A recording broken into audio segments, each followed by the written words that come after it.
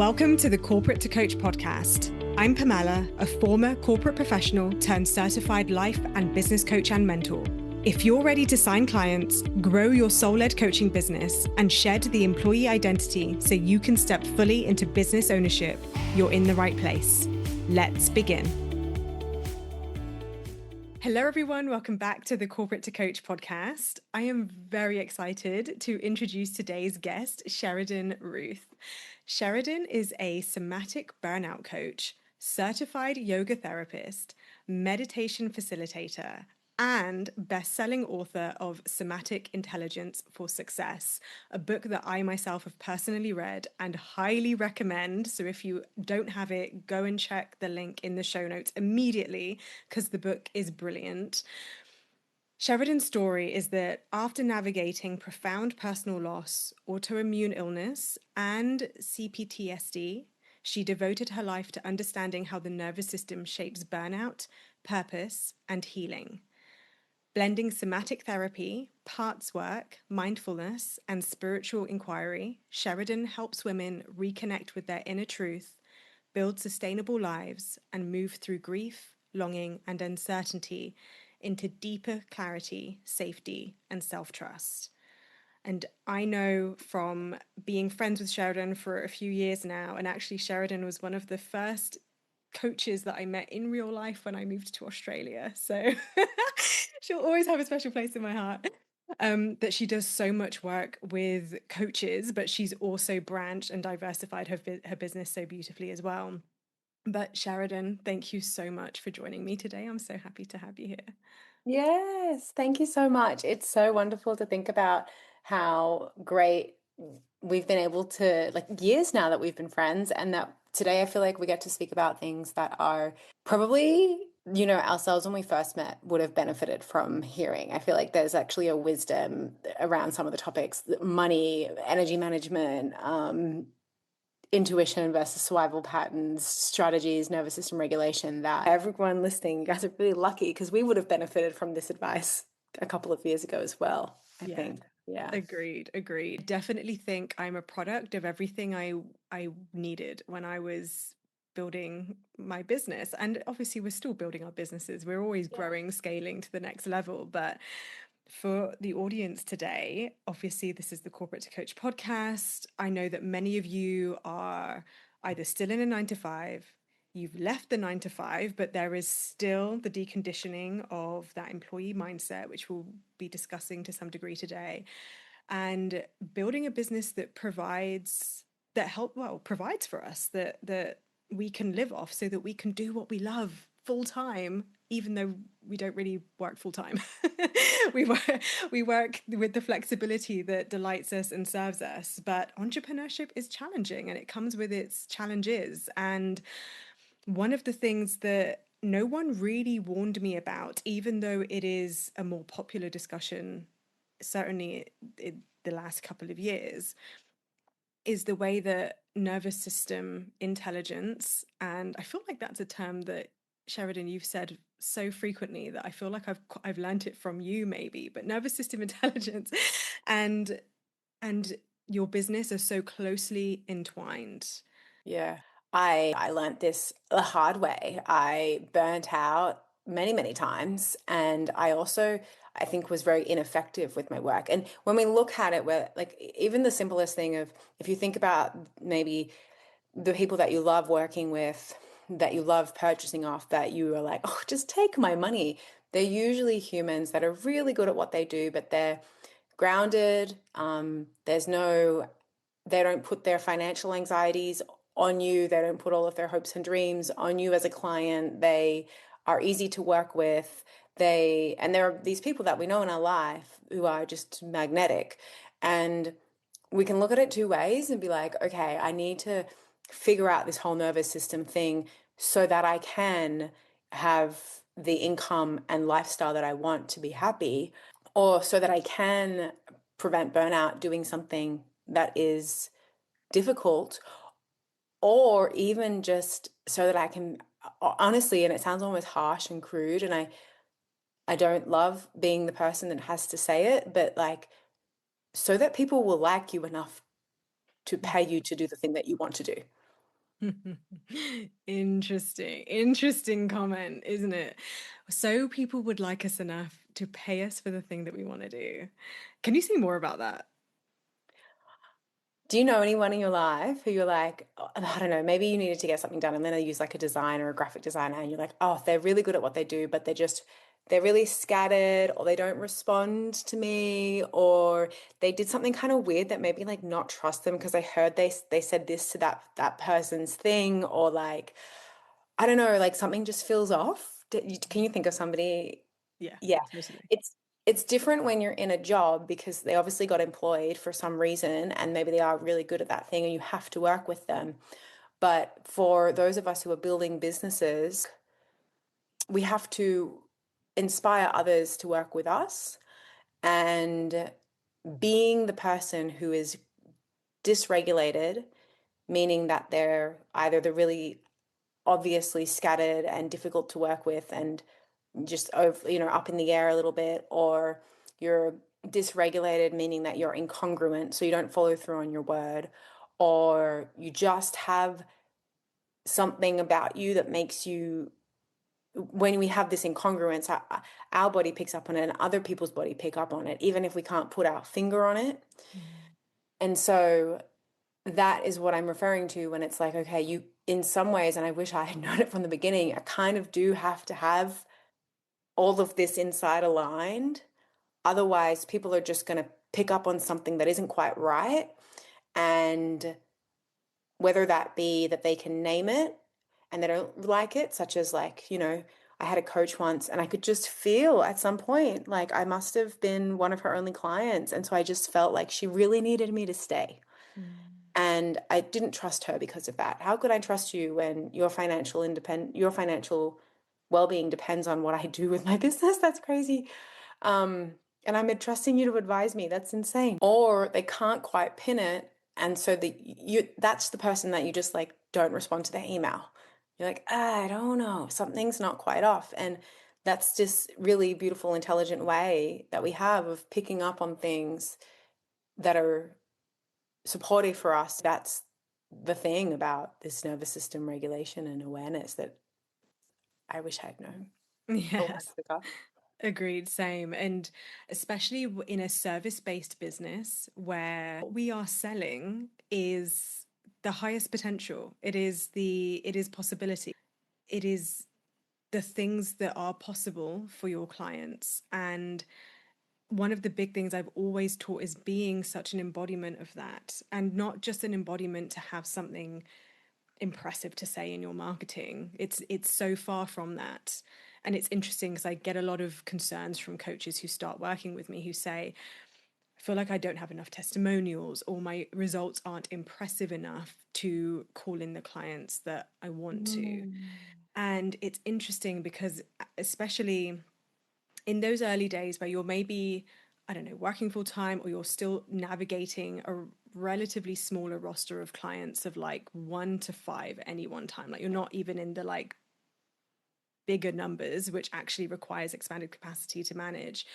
But they look at those almost vanity metrics, and don't even get me started on likes and like visibility metrics with social media, but they use things like follower count or email subscribers or these metrics that in their brain makes them feel more valid as a coach in some ways, which I can empathize with. I know I've certainly felt that way in the past. But when you actually ask yourself, like, what do you think that's going to give you that your own embodiment can't give you 10 times more of, it really starts to open up. Oh, that's where I'm really, I want to say giving my power away, which is a phrase I try not to say because it's so ambiguous. But it's where it's putting something outside of you that only really you can embody and give.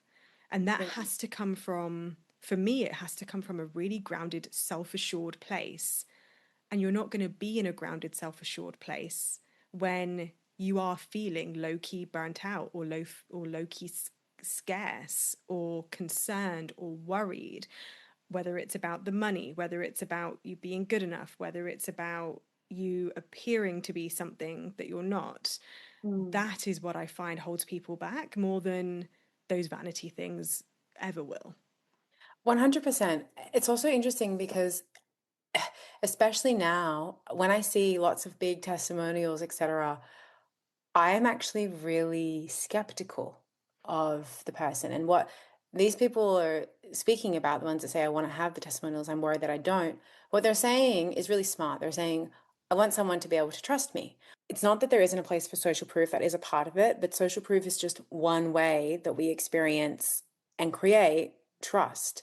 And I think if you look at it, especially right now with all of the different ways that we market and AI and tech, if someone has really wonderful testimonials, but they're not somebody who I feel is present when I'm with them, who has what I think about as far as nervous system regulation, um, is this word congruence. I don't really care how many testimonials you have or what your branding looks like, as long as it's congruent with who you are when I'm speaking with you. You can spend hours perfecting it and doing the right thing and making sure that it's correct. And you can have the perfect online presence. But if there's something off about the person who you end up meeting with, you're not, you're just going to say, well, they have really nice branding. But if you don't have any testimonials and you come and you say, hi, my name is Jackie, and I have worked in this corporate office for the last 10 years. And the thing that really helped me get through that was this specific practice and this specific thing. And I went through a divorce with my husband, and it was so awful. But the thing that helped me do it was this thing over here. So I now take clients doing that thing, and I can help you with that thing. Immediately, that makes so much sense. And I'm like, oh, even if you're like, oh, I just haven't been able to do the website stuff because I've just been really busy with my kid and my job because I'm working part-time for them. But I'm really good at this. Do you want it? I would be like, oh, take my money. Yeah, yeah. It's so funny you say that about the social proof because I've just released a free webinar, and yesterday I was about to hit like go live, and I realized I hadn't put any testimonials in. And it was, it was the end of the day. I was like, I felt complete with it. I was ready to wrap up, and a voice in my head was like, oh, I must put some minutes. They're useful. They have a place.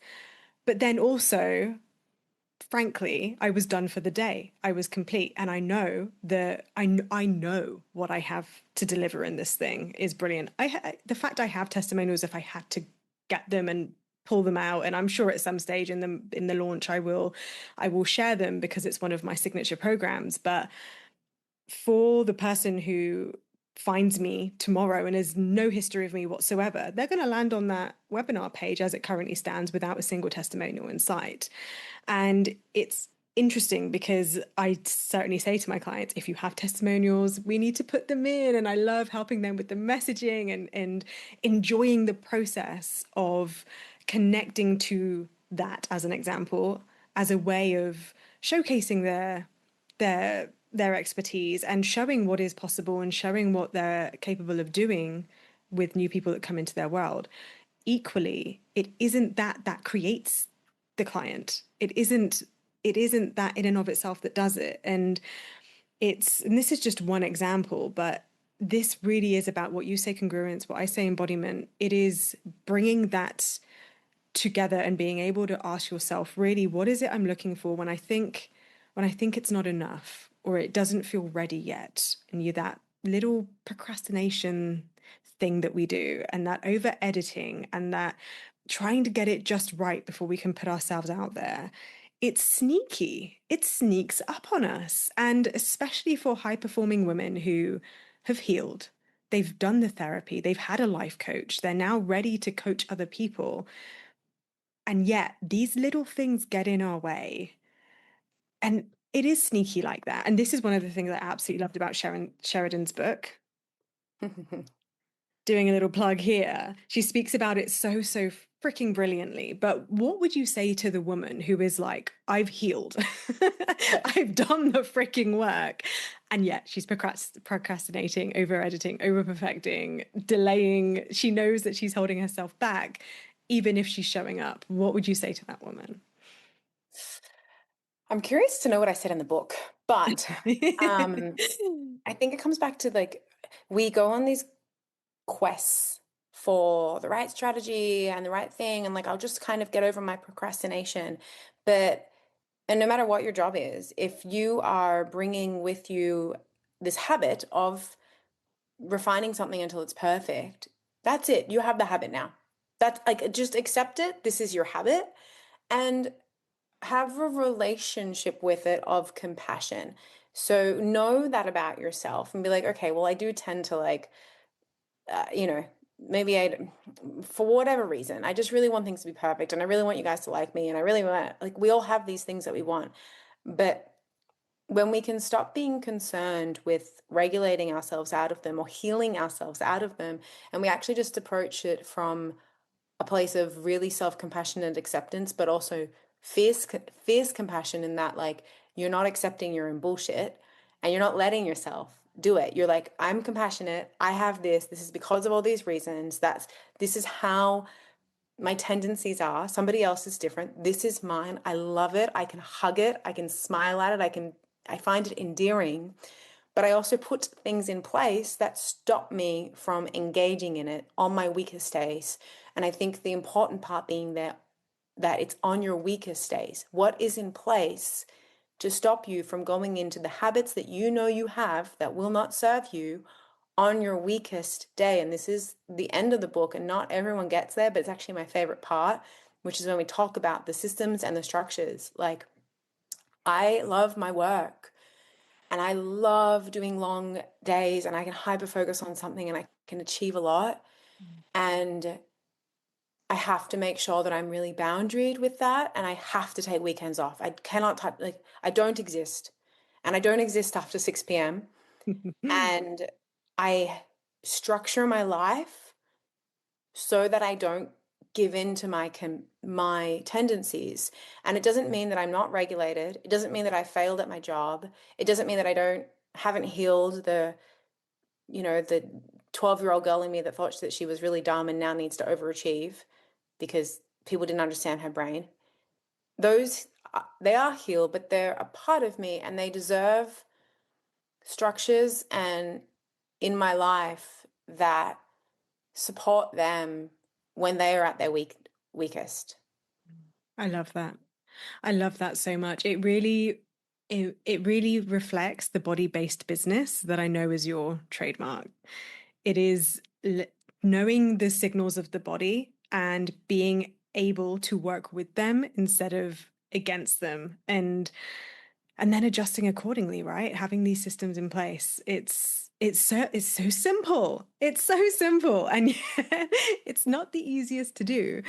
Because I think it also comes back to what you were saying, and I'm curious your experience. It's like we only have so much energy in life, and if you want to create a business, it's going to require energy. So you can put that energy in. Maybe it's really pragmatic because I have a lot of space from it because I've been doing this work, but you can be upset because you're still experiencing it, or you can say, okay, well, I am experiencing it and I need to go rest because tomorrow I'm going to write an email sequence, or and I need to go do this. You're also very like systematic and pragmatic in the way that you think about things. And it feels to me from the outside that the way you've gone about, we've spoken about this before, the way you've gone about building your business, you've been pretty efficient with use of energy. I don't think that you would do anything that you don't know will give you the result that you want. And I'm curious what systems you have in place and what has happened in your body that have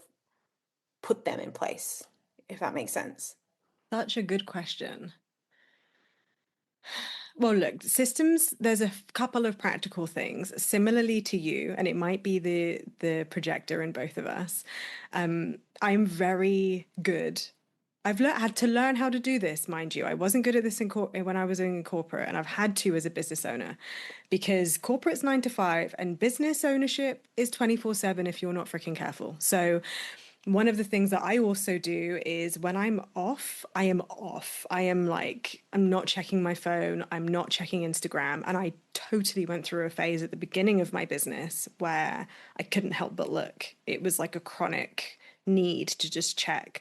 Now I'm really good at not looking. Like if I lose my phone, which is ironically something I do quite a lot, despite being a business owner, I don't miss it at all. I don't freak whatsoever. So it's when I'm off, I rest. I rest hard, I rest fully. And that's great. Another system I have, and I'll be very honest with you, it's really, I appreciate your comments about how it appears on the outside. The truth is that I've totally experienced failure and I totally still sometimes find myself procrastinating. And like you said earlier, it's recognizing that that's a habit. And the minute I catch it, it's having the compassion with it. And one of the things that I've put in place in the last 18 months is working out consistently. So for me, going to the gym and I do group fitness classes because I don't have to hold the mental load of figuring out what I'm going to do at the gym. I just have to get there and then the rest is done. I just do what they tell me to do. I put the effort in, I get out, an hour's gone and I've done a solid workout and I haven't really had to use too much mental load.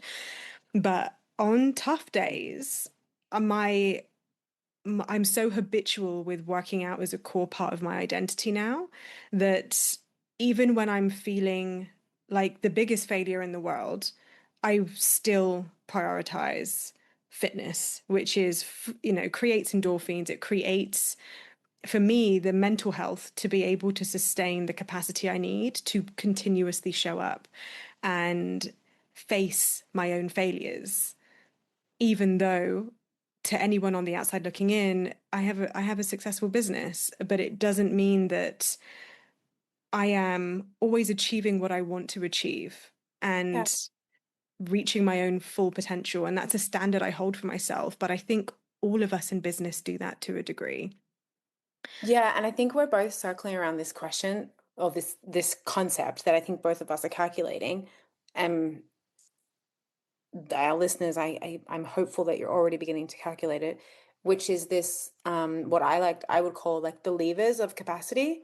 There are things in our life that increase our capacity. I just came from the gym. Working out is also my thing.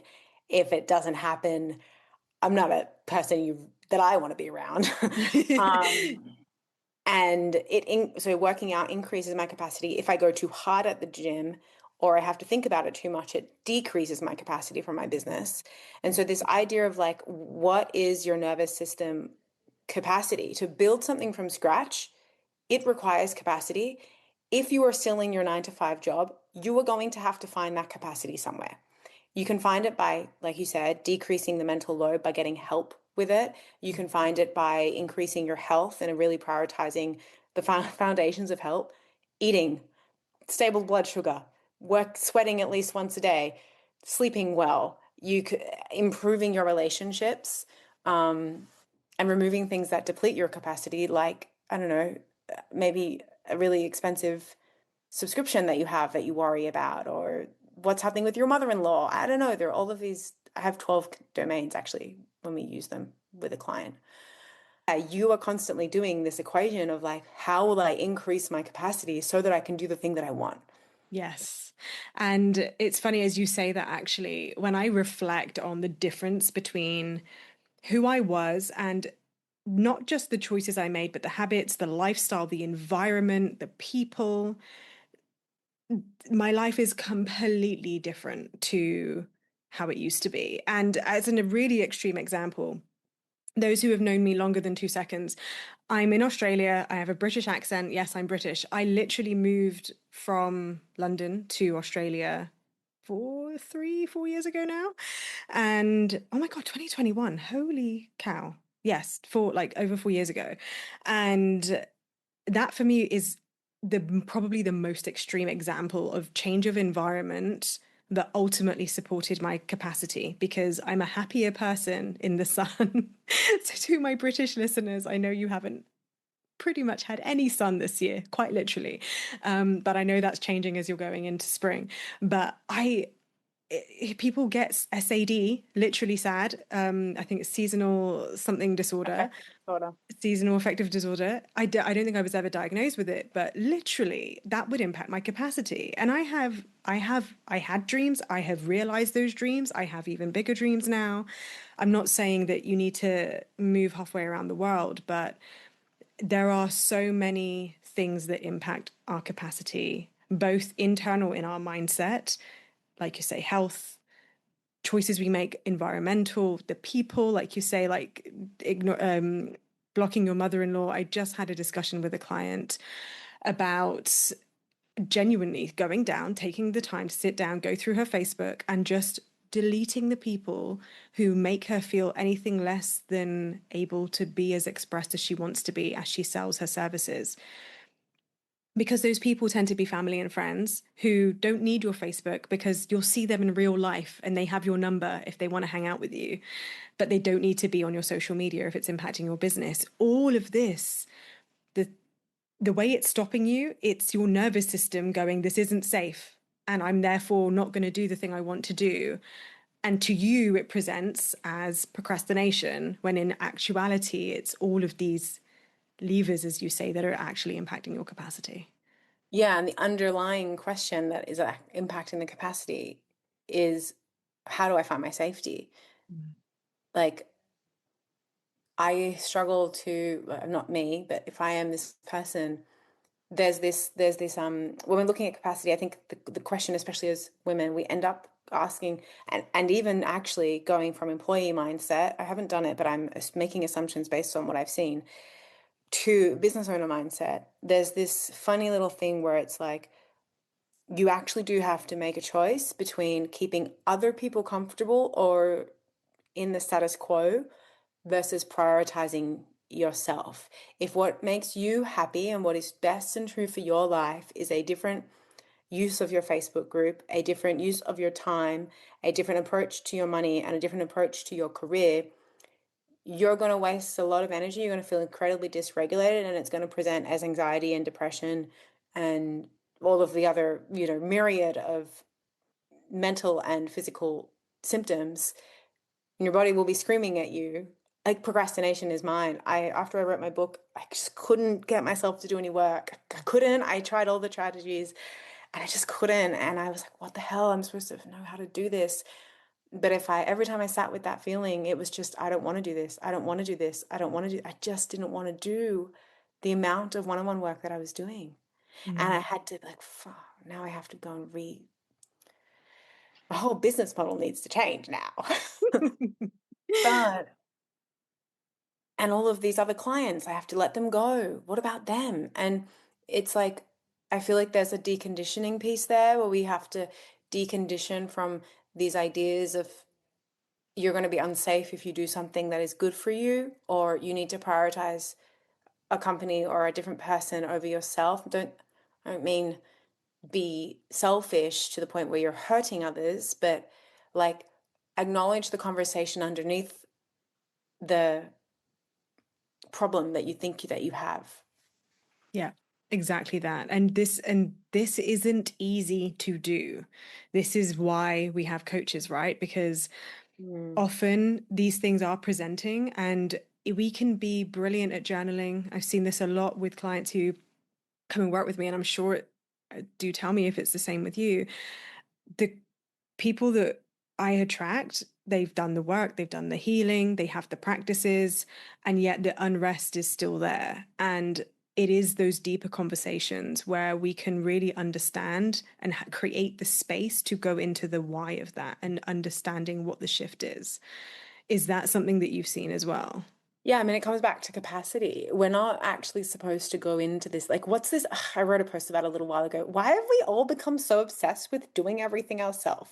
Yeah. Yeah. I'm sorry. That's not how our body works. It's not how we create change. We Mm. actually don't have the capacity to do a lot of this stuff because our mind and our body get stuck because they don't. When you have a coach or you have whoever it is that you're working with, you would have felt this. You have two nervous systems. So if a big feeling comes up or a big thought comes up, I have somebody that I can rely on and rest into to help me navigate this thought or this feeling. When I'm by myself, it won't come up because I don't have that. And at our core, we are self-protecting humans. That is such a brilliant perspective. What you said about we're not meant to do this alone as well really hit me because especially doing digital, being a digital nomad, and I know you've been a digital nomad too, it can be really lonely. I've had this discussion with so many clients and clients who become friends, also just other coaching peers like, me and you. And the loneliness is real in entrepreneurship, especially in building a coaching business, because we're so self-aware. We have that awareness of self as well. So it really is you alone with yourself in a room. And gosh, it actually makes me feel kind of emotional to acknowledge out loud, even though I've had this discussion so many times with clients. Um, we're meant to be in community. We are social creatures. And a conversation I had with a client many moons ago, she said it feels like I'm paying for companionship with coaching sometimes, even though, there's a I have a very clear distinction between friendship and coaching in a coaching session. Even though many of my clients ultimately become friends because of the intimacy of it, I'm very good at drawing those boundaries in a coaching session so they get their coaching. But there is no shame in investing in a coach to not only create the results and overcome the procrastination and build that self-trust, but to not be alone when you're doing this. I think that is valid. Yeah, I think it is valid. If we look at the way the brain works, the first need, look what it needs to meet is that of love and care and companionship. And it's really hard to meet the needs of achievement and creation and mastery if we don't have those really fundamental ones met. So if you feel alone in whatever you're doing and you feel like you're not able to create the thing, that is probably because you didn't get those first needs met, which are relational needs. Like when I was originally doing my coaching business, I remember I was working with somebody and then I stopped working with them. And while I was working with them, things were growing. It was great. It was really good. Then I was like, okay, cool. I feel complete now. I've learned a lot. Like things are moving really well. I'm going to stop working with you guys. And things were steady for a little while. And then they just started something changed and like my income went down and I was like, okay, I'll figure this out by myself. And I had my peers and I had really good friends and I would go to my co-working spaces and we would talk about our businesses a lot. Yeah. And it didn't change. So I was like, okay, I'm going to go back to the coach because let's just try. Let me just do like one session. Did one session, made more money that month. Cool. Then I didn't make much money the next month, and I was like, okay. So I just went back, and honestly, it was a lot of companionship, but did it mean I got to reach my goals? Yeah, Mm, yeah. Productive companionship, right? Because like you say, you have with the right friendships, person. you have coach besties, you could, and but it is Different, different. It is very so different. different. And Yeah. that was a turning point for me. I remember in the early days of my business, and we still have the group. I still adore every single woman so freaking much.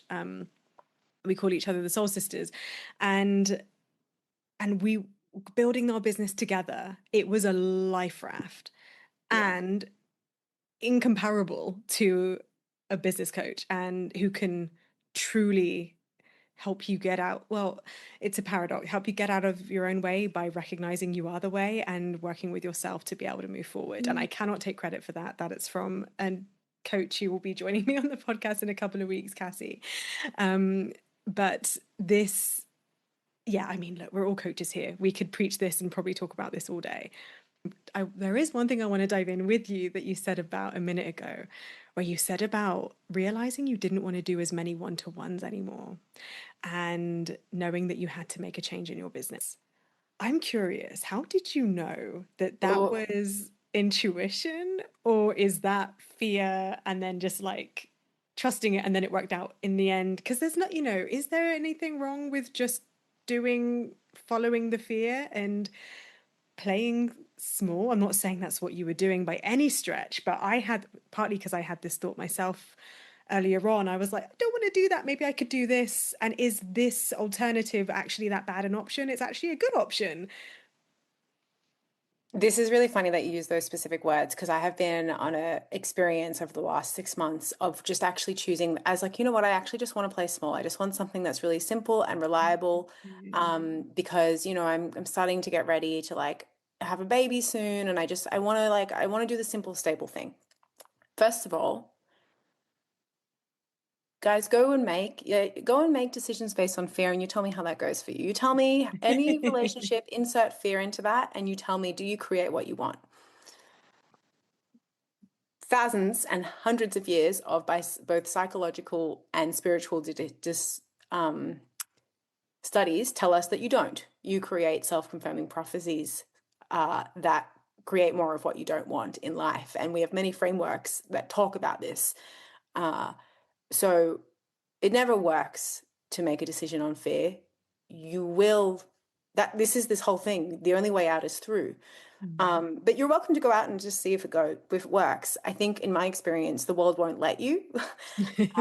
In mine, like I started applying for jobs and I was like, oh, I just want to get like a simple part-time job. And I was getting really frustrated because they were like, no, you don't fit. And I was like, what do you mean? Just let me be small. But this came after, which was this came after that feeling inside of like, what is this? And I said to myself, have I just reached my capacity? Is this me just self-sabotaging because I've got a really good thing going here? I had just published the book. And so I would sit with the sensation. And I did this many times of this inner query. And this deep query comes to, what is it? Where is it coming from? Is it coming from fear or is it coming from love? If I was in love and trust, and there's a difference between being in hope and trust, because I'm fully accepting of the scenario. I'm not hopeful that it will change. And oh my God, I'm just going to pretend being abundant and spend money that I don't have. I'm not talking about that type of trust, or I'm just going to take a chance and really hope that it works out. I'm talking about, am I deeply in acceptance of the situation that I am in? And if I was in deep, deep love, and I'm talking about like maternal, paternal love for myself, reparenting love for myself. If this feeling was a child, how would I love it? And I would ask it, what does it need? What are you looking for? And we do this somatic parts work. And if I found that it's coming from fear, whether that be somebody else's fear, my mum, she's always told me to get a job. Or maybe it's society. It does tend to tell you that a salary is the most secure thing you can do, even though it absolutely is not. Or is it coming from my past experiences? Or am I just afraid because what I'm doing is uncertain? If it is coming from fear, great, we need to, or if it feels urgent, that is not a sign that it is intuition. That is a sign that you have to love on yourself and go through it. If it is coming from a deep, unwavering, unknowing of like, I just can't put my finger on it, but I know that this is the right thing for me, and that is consistent. I think for me, like asking that and having it come back consistently for big life decisions over a month, you've asked it at least 3 times, really for big life decisions, really make sure, or don't, whatever. I don't do it all the time. Sometimes I just know and I go for it. Then it's the responses on top that are fear. It's the, oh, but what if this doesn't work out? Oh, but now I need to do these things. What if I get tired? But when you get down to it, if it's fear, discard it. But if it's coming from love and trust, follow it, even if nothing makes sense and everybody thinks you're crazy. Love it. Yes. And tell me about consistency, because this was a topic that I know you were keen to speak about. It comes up so much with the coaches that I coach. It's come up in my own journey and I've had to navigate it. I think it's one of the reasons why I've been able to coach on it, because I've had to ask these questions of myself. I want to explore this with you as well because you were keen to discuss it too. In what way is consistency coming up with your clients? I mean, there's the classic, like, I just want consistent income. Yeah. Yeah. Is that Yeah, that's what it what? is. It is. I mean, that's what it is for my clients for sure. Yeah. Like, I need to make consistent income, especially if I'm thinking about leaving a career. Right. So I think it's, first of all, if we're leaving a career, okay, I think at the crux of it is you are experiencing safety through something. For many people, it's a salary. For some people, it's getting up and knowing kind of what to do every day and not really having to think about how do I make sure that this business makes money. I just get given a task. I do the task. For some, it's a sense of community and identity. So I get to go and I work. These are the people that I work with. For others, it's sense of consistency in feedback and knowing that you are doing a good job. And we experience safety through all of these different ways because they meet core fundamental needs that if we don't have them met, our body responds. It makes us anxious, it makes us angry, it makes us have difficulty sleeping, we feel really not okay.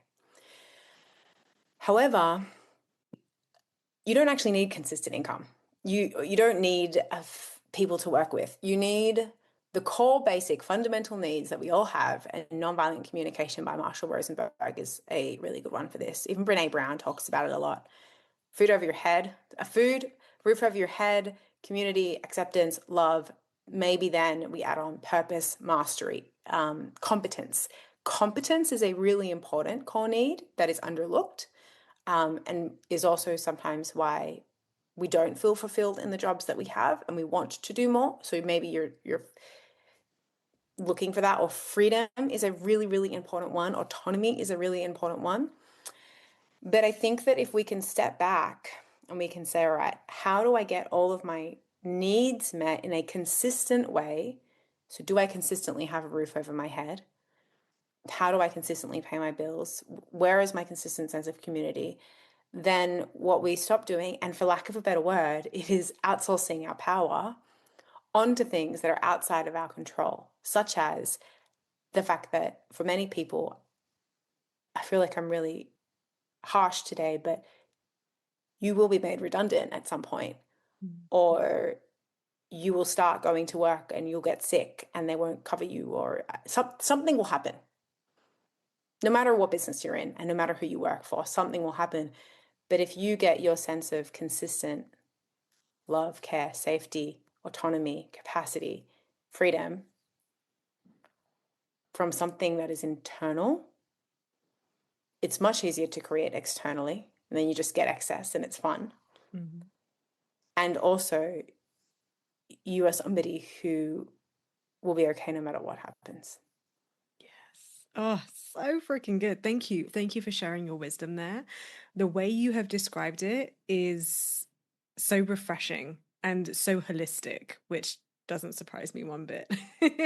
How about you, though? I want to hear your experience with it.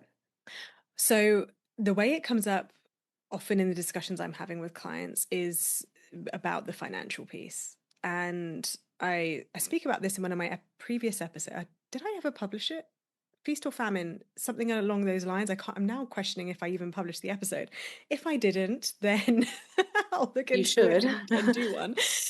And you're right. Rarely is it the money in and of itself, but it has a large role to play for sure. I'm not going to pretend it doesn't, because we have to pay for rent, mortgage, bills, food, whatever.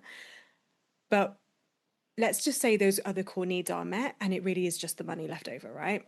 And most people in a job are used to the consistency, and for those who can't see, I've got quotations going on around my head here, of the regularity of money coming in periodically. And that is because our bills go out periodically. And one of the big things that was a massive shift for me and has been a massive shift for my clients, and I'm sharing it here now with you as well, is that our need to fulfill periodic outgoings doesn't have to be met by a like for like incoming. So our income doesn't have to necessarily match the outcome as long as their cash flow management is there. So when we remember that actually it is just cash flow management, it suddenly, that phrase again, gives us our power back to manage our finances effectively. And it can be something very simple, a very simple system, if you will, to help solve that.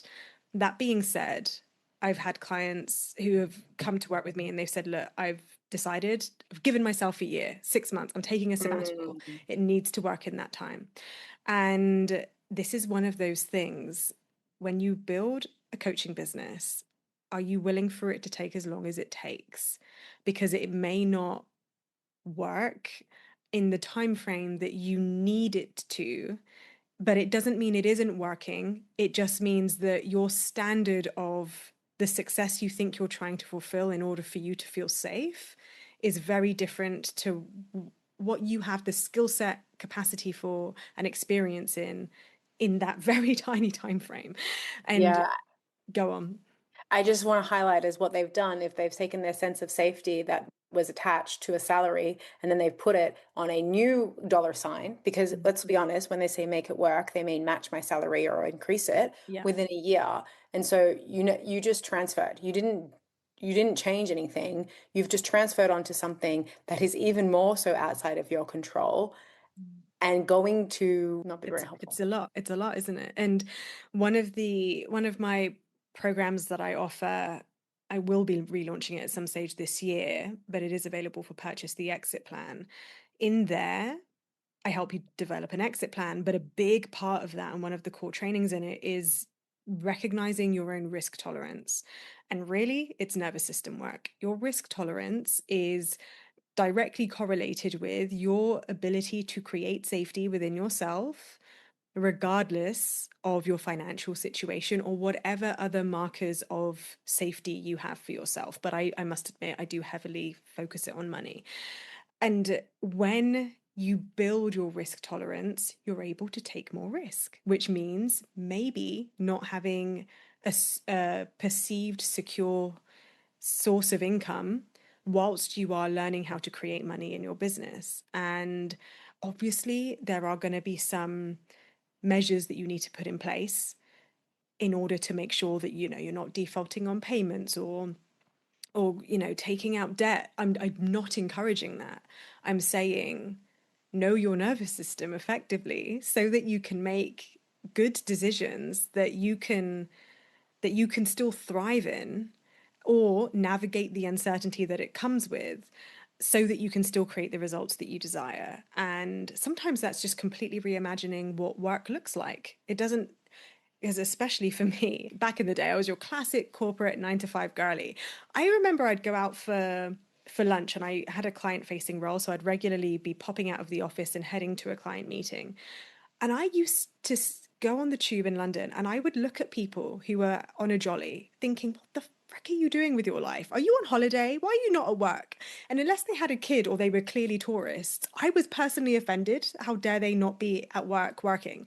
I didn't know Yeah. there was a life outside Monday to Friday, 9 to 5.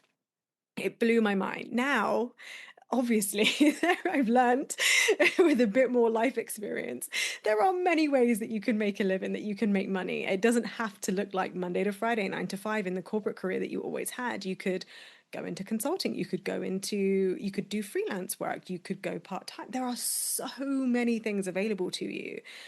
For many of my clients, they love finding that, yes, coaching was the doorway to enabling the freedom that they really desire and the expression and the creativity and the service and the connection. But also financially, they fulfill their financial needs in other creative ways on top of what their coaching business creates. That's just as valid, just as successful, just as fucking brilliant. And you get to have so much more creative freedom with that too, which I think is so exciting. Yeah. What comes up for you as I say all this? I double tick sign off on it. I wouldn't add anything else. I completely agree with everything you said. Yeah. Good. Though I didn't bring you here just to agree with me. But you're smart. What can we Kindred say? spirits, kindred spirits. Um, so before we wrap up, Sheridan, is there anything else that you want to share, wisdom that you want to impart, or do you feel complete? Mm. I think the biggest thing is that wherever you are in your transition, or if you're building your capacity to have more clients, or you're just thinking about what your exit plan might be, there's an element of this which we've spoken about, which is that in order for that to be as successful and as easy as we all would like it to be, we have to manage our energy. We have to manage our nervous system capacity. That is what the book talks about. I highly recommend anyone looking at it. I also have a course. It's called Work Does Not Have to Cost All Your Energy. And it's applicable while you're figuring out the exit plan. It'll help you figure out your exit plan, and what is actually important so that you don't make those mistakes that we've just spoken about, the many mistakes we've spoken about. And then also make sure that you don't fall into this rabbit hole of selling your soul to your business and then hating it 6 months or 1 or 2 years down the line. It's a way to sustainably get what you want, live the life that you want, and do the work that you want to do. So we'll make sure we have the notes down below. Yes, amazing. Okay, so we'll make sure the link to that is in the show notes. How can people find you and work with you, Sheridan? You can Google Sheridan Ruth. So just Google my name. I'm the only one that exists. You will find my podcast, Sustainable Success, as well if you Google my name. And I'm on Instagram and LinkedIn. Yes, and buy her book, Somatic Intelligence for Success. It's Yeah, freaking brilliant. Amazon. So good. And if you want to work with me, you can find my link in the show notes. And my website is coachingwithpamela.com. And I also have a free webinar that is going to be next week at the time of this recording. What is it called? Oh my gosh, off the top of my head, in my head, clients, how to convert content into clients, something to that effect. Oh my gosh, it's completely escaped my brain, but the link is in the show notes. Sheridan, thank you so much for joining me today. I've adored having you. Thank you for sharing your wisdom. And for everyone else, I'll see you in the next episode. Thanks, everyone.